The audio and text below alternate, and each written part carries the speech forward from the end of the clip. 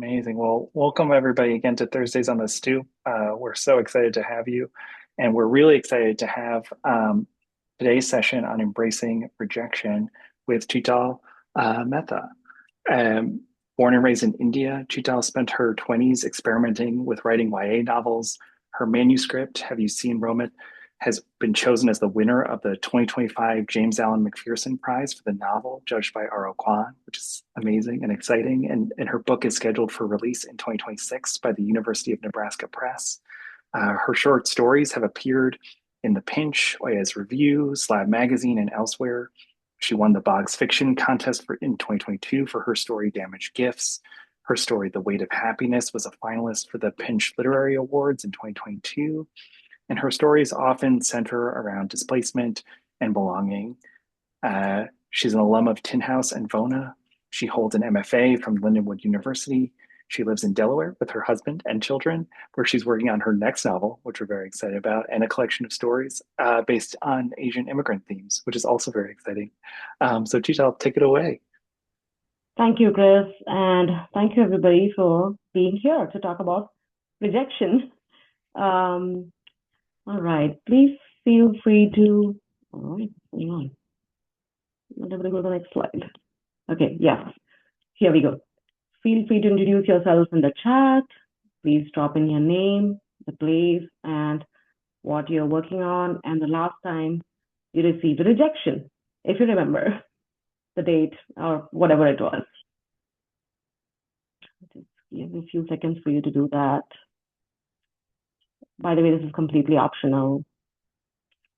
And while you're doing that, I'm going to talk a little bit more about me. I know you heard a lot about me. Most of it is the same. I live in Delaware with my family. I have two kids, 6 and 10. If you hear them, please just ignore. They're going to come back from school any minute now. And so the book that's coming out, I wrote it while I raised my kids in pockets of time. And I briefly worked as an editor for an academic press.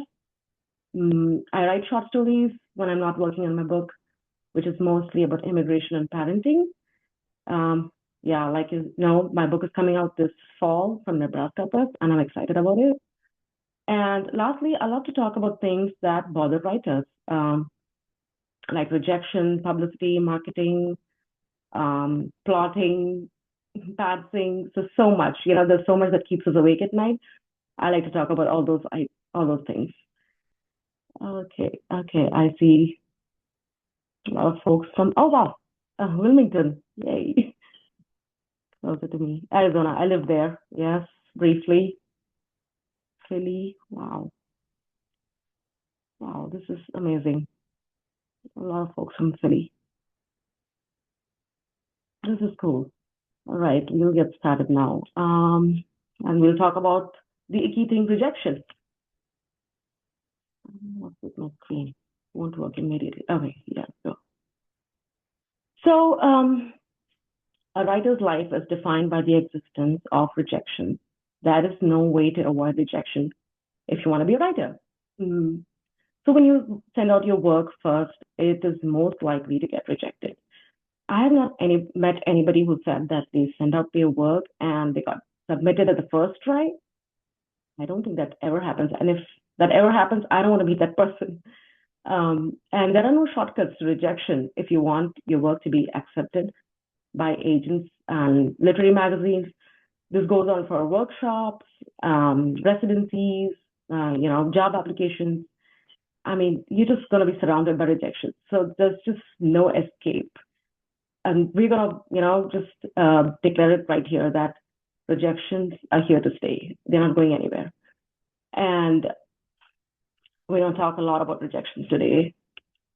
So I want to focus more on how those rejections make you feel. And we're going to try to understand what rejections does to our body and mind.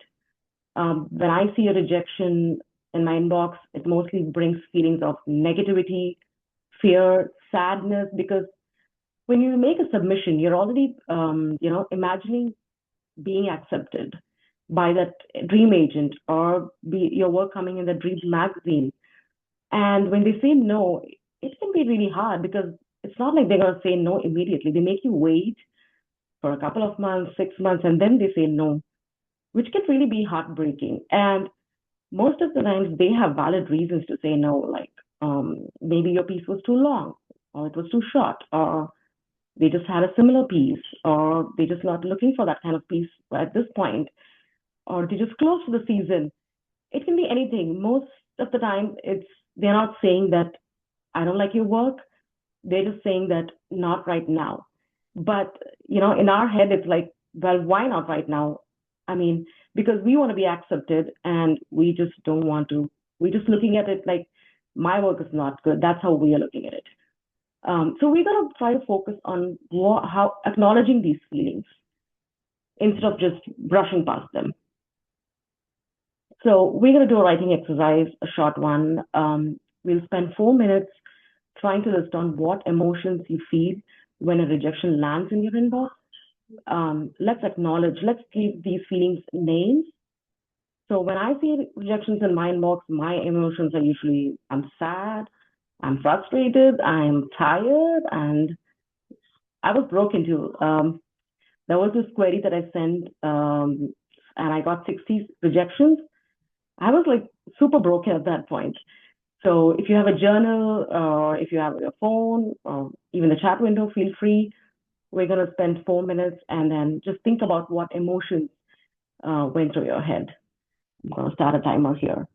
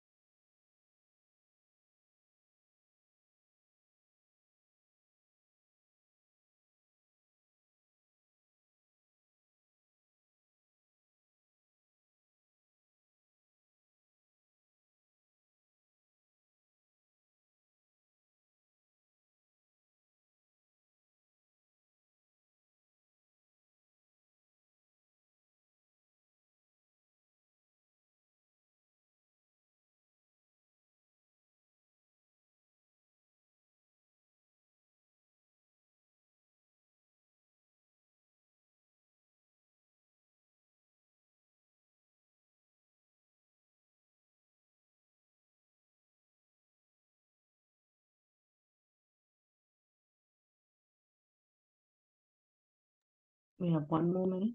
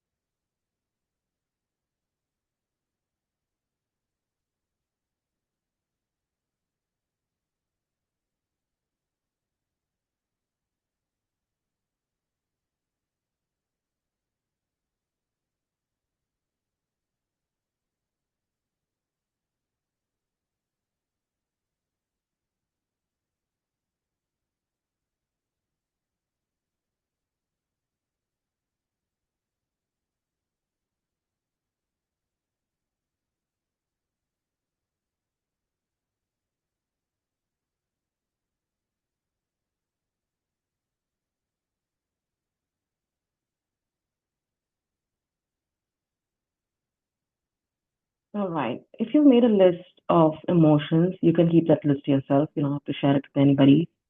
This is for your own record, and we'll come back to that later. Um, okay. So, what are some fears that rejections can bring? When you get like in a row 20 to 30 rejections, you're going to start questioning yourself. Am I a good writer? Should I keep writing? And then again, there's a renewed fear of rejection, of future rejection. And then you're going to ask yourself, how do I keep writing? Or how do I keep submitting? Because you start judging yourself, you start questioning yourself, like, is this story worth it? Should I even, you know, keep pursuing? These are some fears that can that can stop us from submitting further. And we're going to see how we can, remove these negative emotions from our body. How to make rejection a way of your writing life? Well, we all know that rejection is not going anywhere. It's here to stay. So the only thing that we can do is we just have to make it a part of our writing life in such a way that it doesn't stop us from creating new work. One way to do that is you can start documenting your rejections. We often tend to collect our acceptances, but we don't track our rejections. This was me. Um, I think at least until a couple of years ago, I would just look at my acceptances and I would not really bother about the rejections. I didn't care from where they came or what they said. But at one point, I started putting up an Excel sheet. You can also do this, put an Excel sheet or a Word document, or if you like to just have plain old notebook, just note down the date and from where the rejection came, and if it, sometimes they can give a warm rejections. So start putting them in a place. And what this does is it can bring a mindset shift inside your head about the way you look at rejection. So the idea here is to allow rejections to come into your life instead of pushing them away. We all don't like rejection. Nobody likes it. But when we send our work outside, we only hope for an acceptance. But two things can happen. Either they're going to accept it or reject it, or there could be a long period of silence, which is what happens most of the cases. 6 months can go and you don't hear anything from them. Or some agents even tell that, assume that I have passed your work if you don't hear from me, which is the most painful kind of rejection, I feel. At least if there's a form rejection, it would give some closure. But in most cases, there's just no closure. You just have to assume and then move on, which is really hard. So I would say treat rejections the same way you treat acceptances. When you send out work, just hope for anything. It can either get rejected or accepted, and this is how the publishing universe is going to communicate with you. But what I'm trying to do here is when you start documenting these rejections, you're giving these rejections a physical space, but just not inside your head, because you want to make time, or you want to have space for other things, writing new work or spending time with your family, or if you have a full-time job, you want to make time for that. So when you start putting these rejections in a physical space, you know that there's a space for the rejection. So when I started doing this, when I see rejection these days, it doesn't stop me at all, because I know that there's a space for this rejection, just not in my head. It goes to an Excel sheet. I will show you. Yeah. So I'm going to talk a little bit about my rejection journey. So with the book that is going to come out this fall, I wrote it for 6 years on and off, because my kids were really small that time. And I think I had exchanged drafts with beta readers. They gave feedback. I incorporated that feedback and then, revised it like 50 times or more. There's just no end to revision. And at one point I was like, well, this is it. I cannot do anything more than this. I've given my best. I just don't know what else to do. So I said, okay, let's start quitting. And I had read some articles from other writers. They were like, well, they got an agent after a year, or sometimes if they're lucky, they can get after 1 year, 1 month. And when I started quitting, I got a lot of rejections, but at least 6 to 7 agents showed interest. They asked for my full manuscript. And that gave some kind of positivity, like, okay, if 6 people are going to read my book, at least one is going to say yes. And that didn't happen. And I started suffering from, there was this physical pain, which not, my family members would not understand. Like, I cannot go and tell them I'm just in pain because of querying. Nobody talks about it. You can only talk about this with your writer friends. And then there was mental chaos, and I suffered from writer's block. I could not work on my next project. I began questioning my life choices. Like, is this, what am I doing? I spent 6 years with this book and it's going nowhere. I don't know what to do. I was completely stuck and reached out to a friend who had a book with a big five. And I asked her, like, what did you do? How do you get through this wedding? This feels very inhuman. And why is it that nobody's talking about it? And she said 2 things. She said, just go work on your next project. Just don't think about this. And the other thing, what she did was she and her friend, they got into this 100 rejections journey. So they would encourage each other to get rejection. And they started, it became like I think she had an accountability partner. So, and that felt good to me. And I was like, well, I don't have anybody in my writers group who wants to do this at this point. So I was like, okay, I'm just going to do it alone. And I opened an Excel sheet and I named it Journey to 100 Rejections. And I put a serial number, rejection from, date, and I put a column for comments. If there were any warm comments, I would put it in there. And in 2025, I received 100 plus, that was your 120 rejections. If you see the acceptances, it's quite scary, I would say. Like, but I did get one book award, which kind of like, yeah, it put me on the top. I was like, yes, this means a lot to me. And 5 warm rejections from literary magazines. They said, we love your work. Please send again. So I was like, I just put those messages, for future reference. If I ever have a short story, I'm going to send it to them. And once I finished that sheet, when the New Year came, I just started another Excel sheet and I named it Journey to 100 Rejections. And you keep doing it again and again. And so what happens is I am so used to rejections that I just don't even stop when I see rejection in my inbox. Um, I feel that the weight of rejections previously, when I was not doing this, I kind of let it sit in my head. I did without even me realizing. And then one day, when it got too much to bear, I would break down. So by doing this, I felt like I'm able to manage my rejections or my emotions with my rejections in a better way. So it didn't affect my writing because I want to save my energy for my writing. So I tell this to everybody, anybody who's dealing with rejections, please do this. Um, and if you have another better way, please feel free to drop it in the chat. Okay, it's time for our other writing exercise. So we're going to spend 4 minutes again, and we're going to list out what you will do to move away from these emotions, the emotions that you just listed down. And some of the things when I do when I get a rejection is I write about it in a journal. I just open up a journal and it's I feel like my journal is my venting partner. Sometimes if I don't have a human being around, I just pick up my notebook, I talk with it. I just tell how I feel today. I feel really bad, or how this rejection makes me feel, or how I feel in my writing life right now. And I just write for a page and I just forget about it. Or I go for a walk.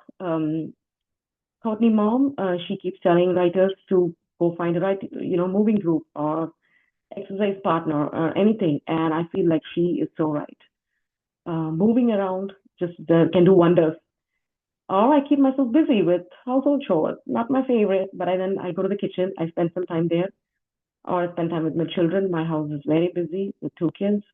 We have many activities lined up. Or the best thing to do is just take a break from writing for a couple of days, just forget about it, and then come back to it. There's some brain reset when we do this. So yes, we're gonna take 4 minutes. I'm gonna start a timer now, and we're gonna list down everything that you can do. Yeah. All right.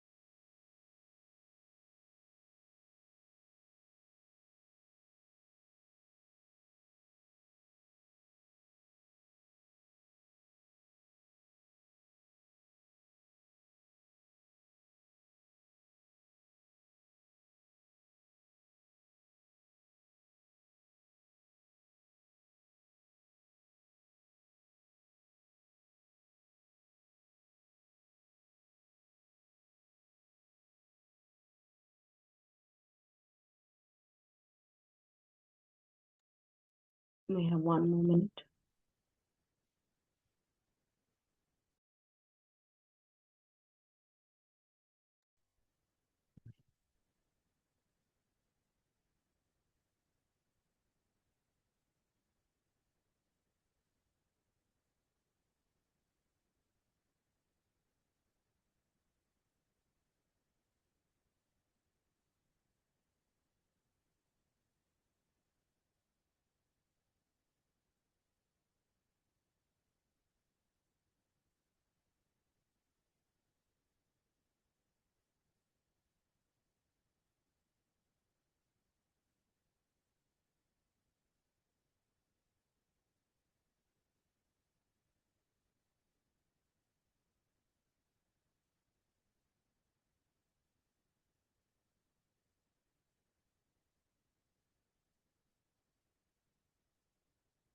All right. So you have a list now. The next time when you get a rejection, you can just pick 1 or 2 items from this list and put them into action. You have an action plan ready, which means that you're not spiraling. The next time you get a rejection, you're not spiraling in despair and spending weeks or stepping away from your desk. Just gonna do these items, 1 or 2, and then you give yourself a couple of days and you come back to writing. All right, let's see. Okay, so I have listed down the names of 2 essays over here, which really spoke to me about 100 rejections. The first one is Why You Should Aim for 100 Rejections a Year from Kim Liao in Lit Hub. So her friends told her this, and I'm quoting her here. Collect rejections, set rejection goals. I know someone who shoots for 100 rejections in a year. Because if you work that hard to get so many rejections, you're sure to get a few acceptances too. So this is what I said earlier, like we focus too much on acceptances. What if we shifted that and started telling to ourselves that I'm going to collect 20 rejections this year or 50, or if you're optimistic, go for 100. It takes a long time to get 100 rejections actually. Trust me, it's not that easy because you'll have to do that many submissions. The other essay is called How 100 Rejections Challenged Prepared Me for Life's Biggest Rejection by Libby James in Jane Friedman's website. I love her website because she has really short essays and she has a lot of craft essays. So in that essay, I love this paragraph. I submitted to literary journals, artist grants, and contests all year round with different projects obsessively. Rejections started coming in quickly, but with them also came acceptances, more than I had seen in the many years I had been in the writing world. I began to build up my stamina for rejection. Within the first year, I stopped being faced by rejection in my inbox. There would be a beat or two of sadness for the ones I wanted badly, but little energy was spent on those passing on my work. So you see this, she's focusing on building your stamina for rejection, which is what we say becoming thick-skinned. And I thought I was. When I started quitting, I really thought that I'm not going to get deterred by rejections, but sadly, that didn't happen. I did go through the, downfall, I felt. So, but I feel like rejections, allowing yourself to, becoming used to rejections comes only by practice, and you have to keep doing it over and over and over. So, and they say this often that it's a numbers game. The more you submit, the more your chances of acceptance increase. And so I would say just get used to rejections, and it cannot be like you just submit one work, one piece a month, and then someday you get a rejection. And then you just, tell yourself, yes, I'm going to be thick-skinned. It's not going to happen that way. That's going to sting a lot. If you start seeing rejections coming into your inbox on a daily basis, you're going to be like, well, okay, that's there. I'm just going to start writing my next piece or, book. So I feel I love this essay. I would say highly recommend this. It's free for anybody to go and read. I just took a print out of it and I pasted it on my wall. So whenever I'm working, I can just read a quote or two from there. I do this all the time. And I feel like there are many essays on 100 rejections a year, but these two spoke to me, so I brought them here. I cannot stress this enough. Connect with your community. I did not think that I would be telling this because when I had my babies, I would hear people telling me connect with your community, and I was like, I'm a parent. I have 2 kids. Where am I going to go and connect? And I don't have the time to make writer friends because it takes really long to develop these relationships. And then the pandemic happened, and everything was virtual. So I started applying to conferences, and very wonderfully, I got some scholarships as well. So I would just plug in my headphones, and I would be cooking or taking care of my kids. But I was always listening to some writer telling about their journey or talking about some craft piece. And I kept doing that over and over. And sometimes I would just, like this workshop, I would see some name, I would just ping them and be like, hi, what are you doing? And that's how I would make friends. And we've been friends for like 6 or 7 years now. We share work with each other. They've been my beta readers for my book. I read their work, and they've been my accountability partners. And if I'm having a bad day or if I'm stuck with my book, we just, we reach to the sounding board. So I feel these relationships are valuable. I cannot imagine, I don't think I would have finished my book without them.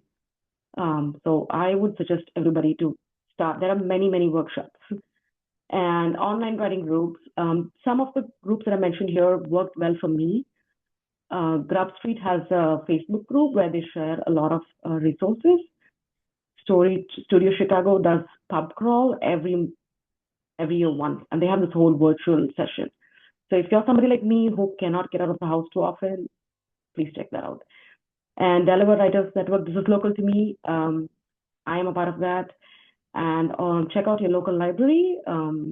It's a wonderful place to meet writers.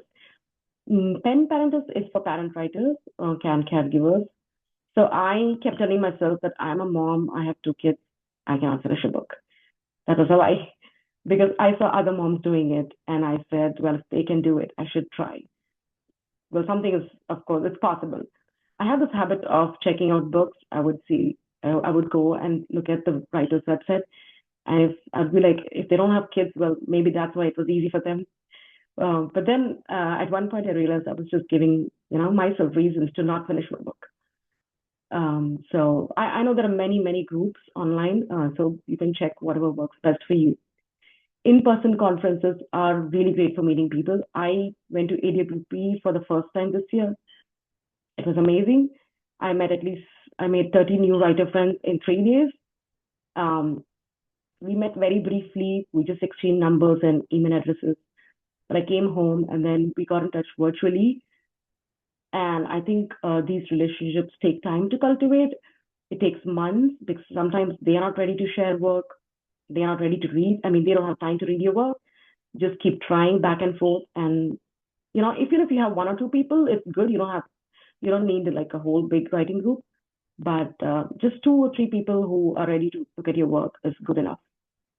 Podcasts are great. You don't get to meet other writers, but it's a wonderful platform to listen to how other people are doing it. I do this very often. I go for a walk. I'm always listening to a podcast. I love to listen because writers talk about their struggles, their writing routine, and that's amazing. Some of the podcasts that I love are Shit No One Tells You About Writing, The Writer's Bone, The 7 a.m. Novelist, The Writer Files, The Writer's Routine. There are many more. These days, there are many, many podcasts. It's hard to choose. Mentorships. So AWP has a writer-to-writer program, which runs for 3 months. I did this once. What they do is they pair you with another experienced writer, and that writer will give you feedback on your work, will listen to whatever problems that you're having in writing. And it's free. It's totally free, and they do it twice a year. So I highly recommend, if you can check that out, it's amazing. Again, there are many mentorships. I have not gone through everything. These are some of the resources that worked best for me. Also, there's Writer's Bridge, which Alison Williams, um, she does it. She posts it on YouTube. Wonderful videos about craft, about publicity, rejection. A lot of free resources. All this is free. Jane Friedman's blog, a LitHub, if you want to read more craft articles. Again, like I said, there's so much. There are so many resources. Sometimes it can get too much. If you're like me, I'm like somebody who wants to listen to every podcast. I want to read everything. And then sometimes you just have to stop yourself and do what you have to do, which is writing. So yeah. Right. Yeah, this is so important, and I am so bad at this. Celebrate the wins. And by wins, I mean it can even be the small, a warm rejection from your favorite magazine. Um, I won a short story contest 2 years ago, and I did not celebrate it. I feel so bad about it now because I told myself that it didn't matter, but it does matter so much. And now I've become good at celebrating the small wins, and it can be anything. You buy yourself a new notebook, a set of pens, or you buy yourself a craft book, you take a short trip, treat yourself to dessert, go shopping, watch your favorite show. I reward myself with a movie or a show if I've done a good writing day, which is if I know that I've spent 20 minutes doing writing, I allow myself to unwind and watch something. If I don't do that, if I've wasted time watching social media or Instagram, I'm really disappointed in myself. I do that often, but I'm becoming okay now. I use a timer. I have a time limit timer always, which is kitchen timer. It helps me stay focused. So I know that I celebrate this. Even that's a win. If I've gone a whole week doing at least 20 minutes of writing each day, I'm like that. This is a big win for me. I'm like I'm going to be very happy with myself. So yeah, don't forget to celebrate those wins. Some of these quotes I love. I love my rejection slips. They show me I try. Rejection can simply mean redirection. One good thing about rejection is that it tells me I'm still active, still trying. When I was getting rejected, I felt very, very bad. And I was like, I did everything other people told me to do. I gave my best to this book. And why is it not, why is it no agent, why is nobody telling yes to this? And now that I think about it, I felt like maybe I was not ready for that acceptance at that point. And I was not ready to, for that success or for that yes, I was not ready. That's how I look at it now. And I learned so much in waiting because those sometimes when agents or editors reject your work, they even tell you what's wrong with your work. And I tell this. Um, a couple of agents told me, like you have too many filler words in your book, or it's too long. And I took that feedback and I applied it to my book. And I revised it again and again, and then I submitted. So look for those, don't ignore rejections. Sometimes they just put this one line feedback because they're so busy, but look at that, look for those messages. They can mean a lot. They can just bring a change in your piece. And it takes a lot of courage to put your work out there. It's not easy. Um, takes months to even write a story and then sending that work to 10 people. They could judge, they could laugh at it, or they could just not read it all, and then they say no. It's hard, but it shows that when you get rejections, it shows that you're trying. And so just these rejections are valuable. They are not a waste of time. That's what I would like to say. Um, all right. If you have any questions, thoughts, please feel free to drop them in the chat. I'm looking at the chat now. And if something worked for you, I would like to learn from you. Um, I have my email address here and Instagram. If you ever feel like being in touch or reaching out, feel free. If you have questions, feel free to unmute yourself.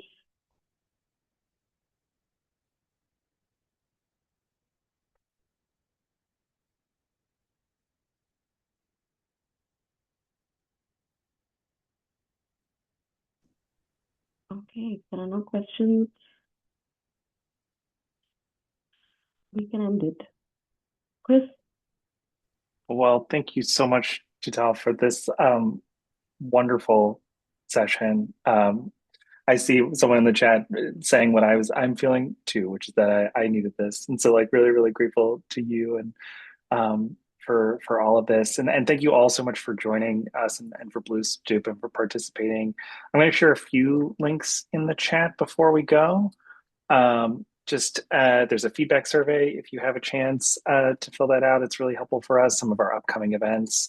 Um, as you know, this is a free session, but if you would like to support Blue Stoop, you can make a donation. You can also fill out the feedback survey I mentioned, which helps us apply for grants. And if you'd like to attend more events like this one, check out the events page and subscribe to our weekly newsletter. We'll be here again next Thursday and would love to see you then. And have a great day, everybody. Thank you so much. Thank you, everybody, for being here. Bye. Have a nice day. Thank you. Bye-bye.